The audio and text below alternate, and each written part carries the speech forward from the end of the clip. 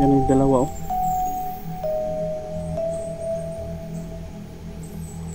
Lakas ng loob nyo. Yan oh.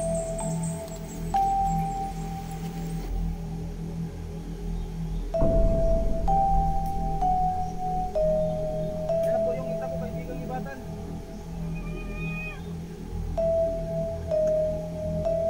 Sige po.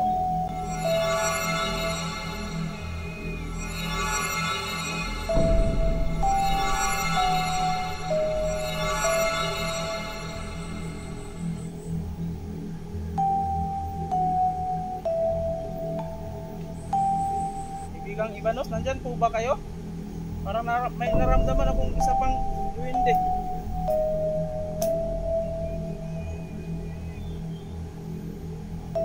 Kaibigang Ibanos, ikaw po ba yan? Ah, hindi. Sino po ba kayo? Pinadala kayo ni kaibigang Ibanos?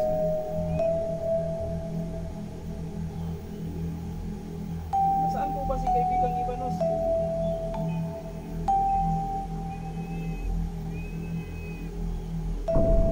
Ba?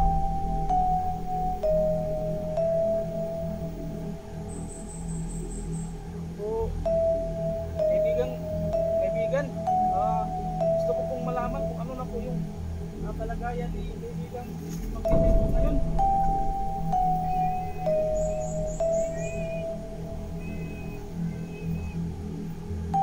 Talaga po?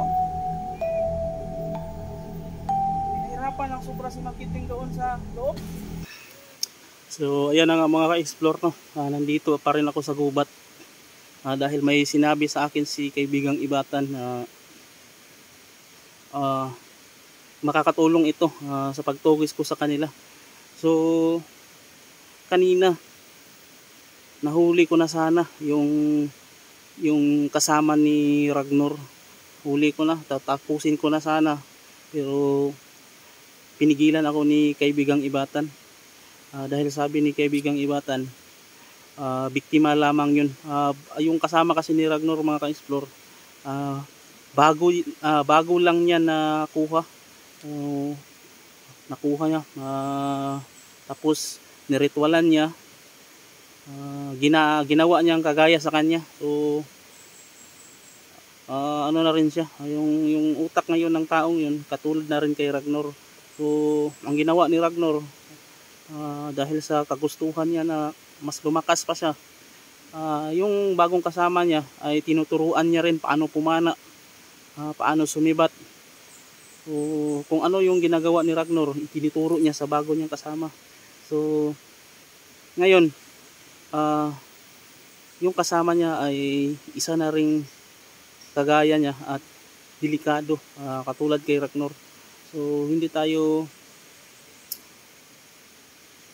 kanina kasi wala na gusto ko talagang tapusin na.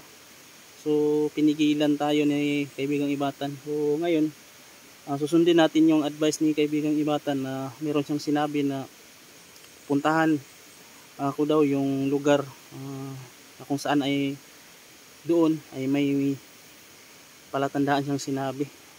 So may bato daw doon. So sabi niya punta daw ako doon kasi may lagusan doon at babasbasan niya yung itak ko para magamit ko sa pakikipaglaban ko sa kanila. So kanina pwede naman daw ako makipaglaban doon, pero sinabi niya na masyado pang maaga dahil yung bagong biktima ay wala pa yung kasalanan, hindi pa yung nakagawa ng kung baga bagong hawa, bago pa lang siya na hinawaan ni Ragnor. So sabi ni wag ako magpadalos-dalos kasi kawawa din yung tao. So ngayon pag lumala talaga at nakagawa siya ng kasalanan, so mapipilitan tayo. So ito, dadalhin ko itong itak doon at babasbasan ni kaibigang Ibatan doon sa lagusan na sinasabi niya. So yung mga si Ragnor at yung kasama niya ay posibleng nasa paligid lang. Si Ragnor, parang napakabilis ni Ragnor, parang hindi ko siya mahuli-huli. Malakas kasi si Ragnor. malakas yung kapangyarihan niya. Pero yung kasama niya, pwede ko talagang madali yun dahil medyo hindi pa siya masyadong mabilis at malakas. So nandito lang sila sa paligid sa tingin ko. So, si Ragnar, tinatawanan lang po ako. So, tumatawa lang siya sa akin.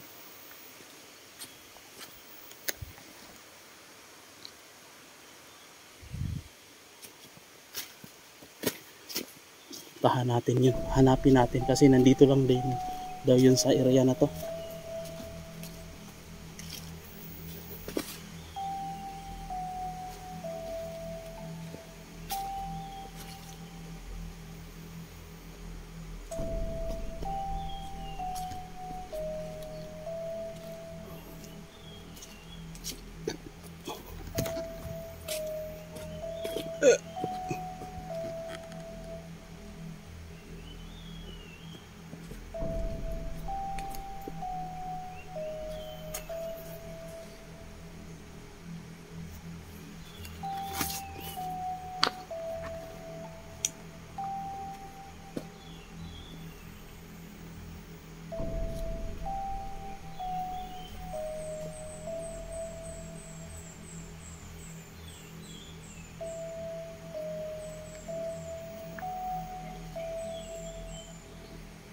Ayan. So, nandyan si Ragnar mga ka-explore. Susundan talaga nila ako. Ayan yung bagong kasama niya mga ka-explore. Yan sana yung tatapusin ko kanina. Ayan. Nakatutok pa yung pana ni Ragnar. Maraming beses na kami nagharap ni Ragnar. Naiilagan ko yung pana niya.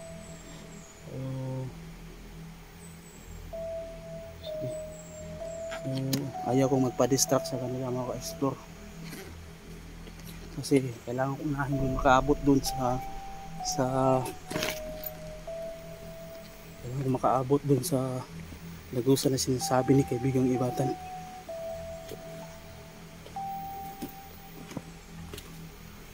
Sumusunod talaga sila. Ayan o.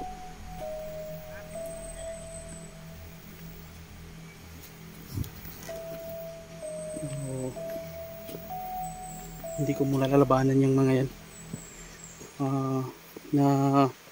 Naramdaman nila na hindi ko sila labanan ngayon kaya lumalakas yung loob nila.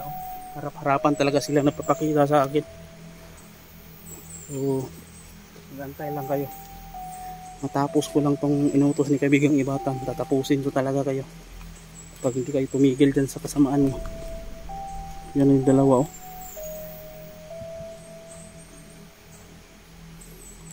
Lakas ng loob nyo. Yan o.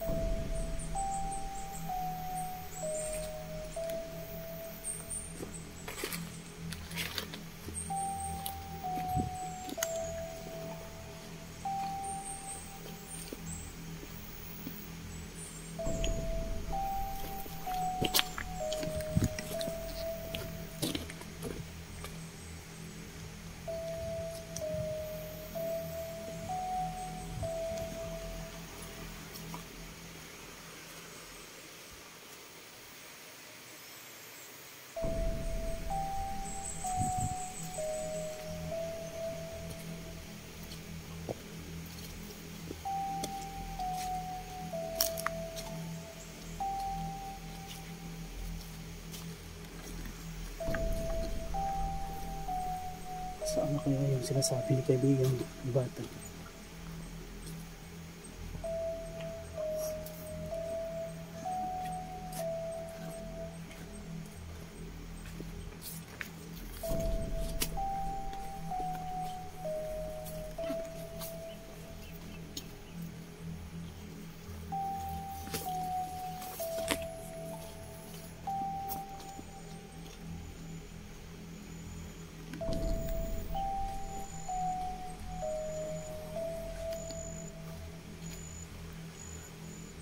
Sumusunod pa rin kaya yung dalawa?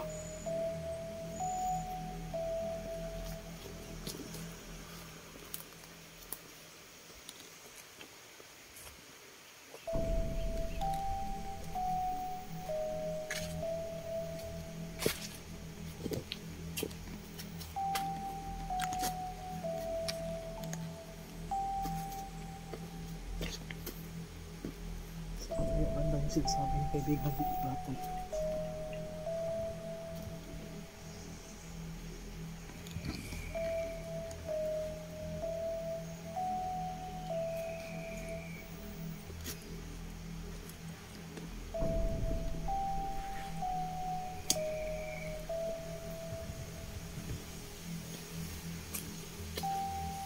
Yan, lumalakas na yung ihip ng hangin.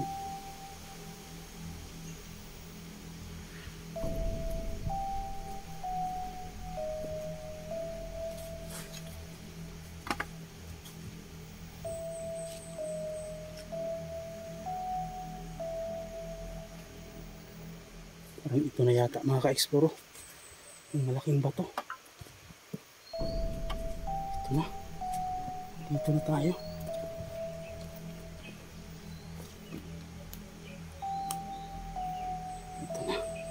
Ito na sinasabi ni kaibigang ibatan.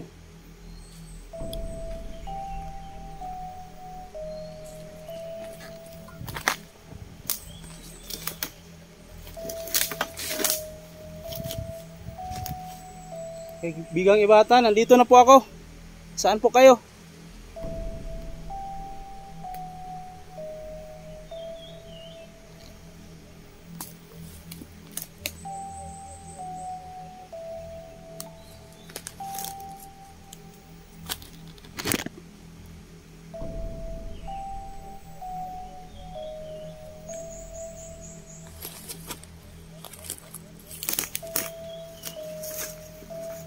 Kaibigan?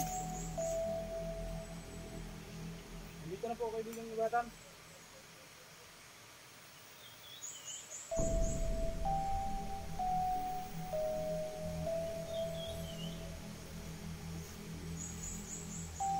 Kaibigan.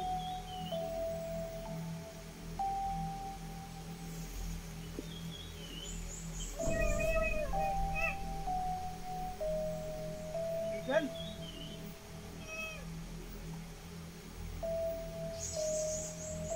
Ano kung gagawin ko dito sa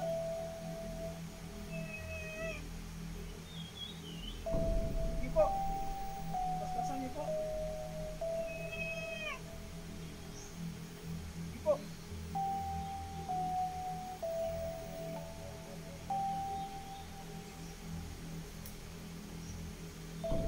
Yan na po yung ita ko kaibigang ibatan.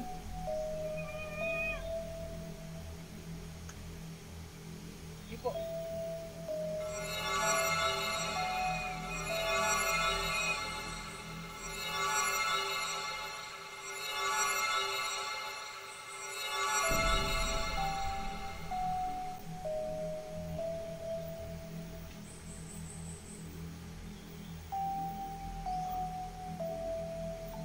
Salamat sa iyong basbas kaibigang ibatan. Pati katawan ko binasbasan nyo. Pwede ko na itong gamitin doon sa kalaban.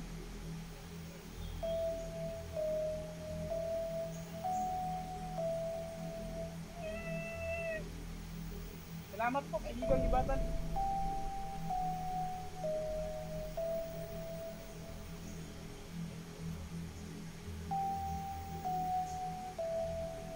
Kaibigang Ibanos, nandyan po ba kayo?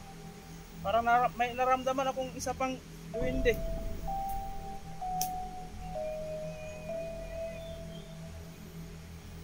Kaibigang Ibanos, ikaw po ba yan? Ah, hindi. Sino po ba kayo? Pinadala kayo ni kaibigang Ibanos?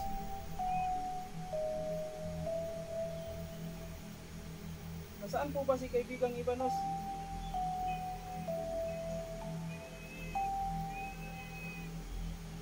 Ganun po ba?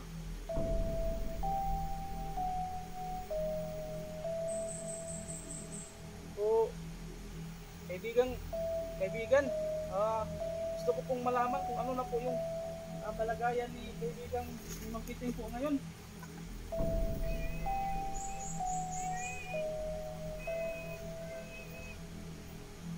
Talaga po? Pinahirapan ng sobra si Magpiting doon sa loob?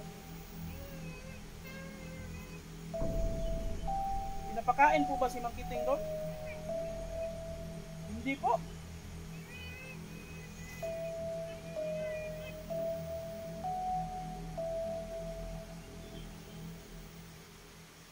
Kaibigan, pwede mo bang ituro sa akin kung nasaan po yung lagusan? Kasi nag-uusap kami ni Mang Kiting nasa ano daw siya. Hindi ko siya makita, nasa loob ng lagusan. Pero yung lagusan hindi ko talaga makita kung saan. Ituro mo yung area. Hanapin ko na lang doon kung nasaan doon, basta doon sa area. Sige po. Kailangan ko nang mabawi si Mang Kiting, kaibigan. Sige po. Paalam, kaibigan. Sige po. Paalam din, kaibigang Ibatan. Maraming salamat po. Sige po.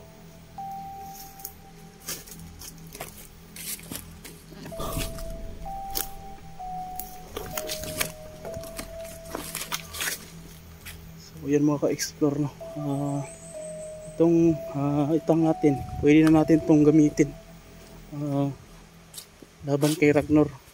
So kailangan nating iligtas yung kasama niya, pero kung hindi talaga kaya, mapipilitan tayong labanan din yun dahil masama na rin yun ngayon. So sabi nung kaibigang Duwende na ipinadala ni kaibigang Ibanos, so ituturo niya sa atin kung nasaan yung area na kung saan nandun yung lagusan at doon niya dinala si Mang Kiting. So hanapin natin. So yun mga ka-explore, tara patuloy tayo.